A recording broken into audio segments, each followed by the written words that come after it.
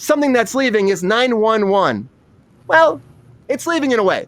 It's canceled off of Fox, okay?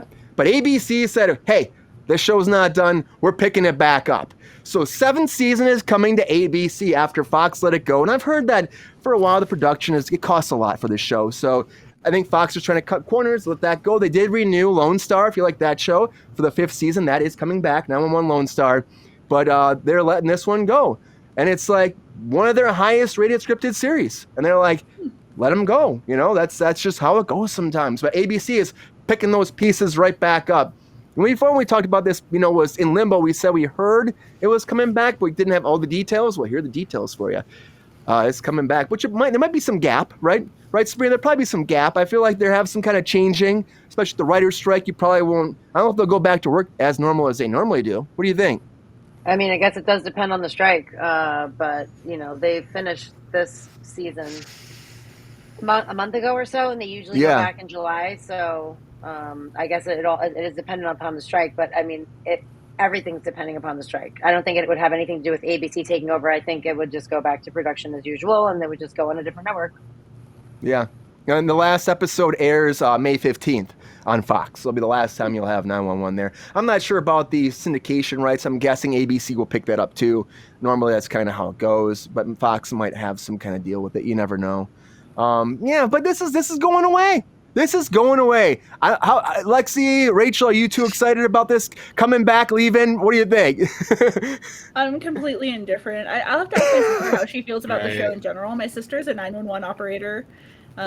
In Vegas, so I'll have to ask her how she even feels about this show and see if she has an opinion about it, because I certainly don't. So that's a lot of money, this show. There's a lot of money.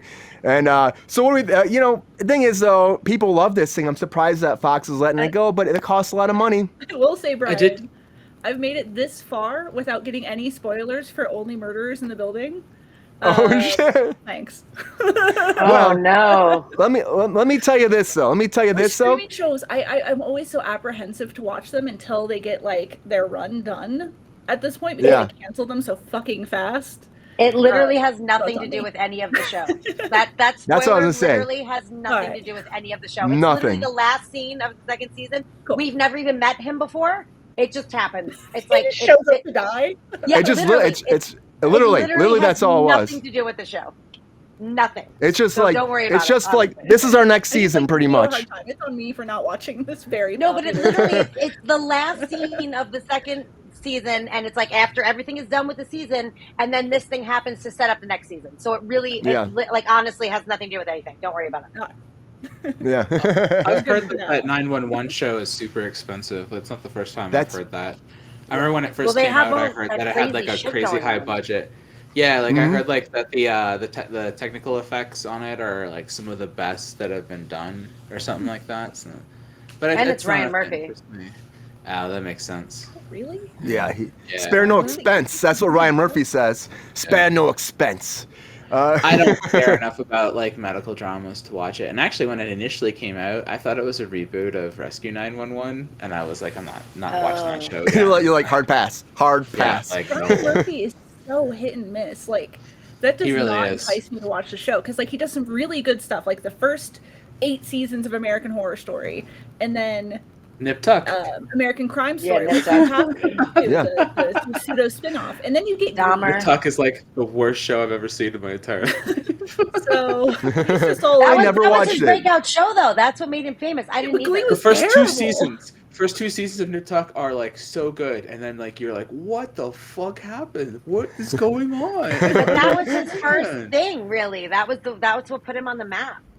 You like end it with like a woman killing people with like a Build-A-Bear machine, and like your wife having sex with a midget, and like your son goes from like having sex with a trans woman to like midgets, and I'm like, I don't understand what happened here. I don't understand. He went from a white supremacist to becoming a mime, and then he's like a mime, but he's robbing a bank. Honestly, what are you doing? Reminds me more of like Grey's Anatomy than it does a Ryan I need another Murphy fucking show. Grey's like, Anatomy. There's so many Grey's Anatomy. But the Grey's Anatomy was like, it was very inventive. People will come in the hospital with weird shit going on, and like in 911, these people are like in emergency situations, but they're all weird situations. You know what I mean? Like stuff that you're like, what the fuck? Like things that you didn't even know could happen, or just like outlandish, crazy things. Someone's hanging off of a Ferris wheel, or like there was an earthquake and like someone's like trapped in sand with like glass around their head, or like like weird fucking shit that you would not expect. So I feel like that makes it interesting. And then of course people love the characters, like Angela Bassett's in it. What's his name? Nate from 6 Feet Under. What is his name? Peter Krause. Peter Krause. Very close to Cruz. But not quite. It's a good cast. It's very, people love it. But I feel like it has a Grey's Anatomy vibe to it, and then it has like some horror shit that has the Ryan Murphy vibe, and then it has like the soap opera vibe. So I feel like it has a lot of elements, and that's probably why Grey's lost the plot after like season 7 too. So yeah, that's when I stopped watching that as well. That was a big thing though too, was that that the actors' wages were really high too. So they were talking about negotiations about maybe cutting the actor wages. Must have not gone well. But overall, you have an expensive show, you have expensive talent, even if it's a high rating show, like you're cutting budget, that's what happens, unfortunately. So it's going away, but ABC is picking that shit right back up, and you will not probably even miss a beat. Season 7 will continue the story, and then you'll probably have it all on ABC streaming or network.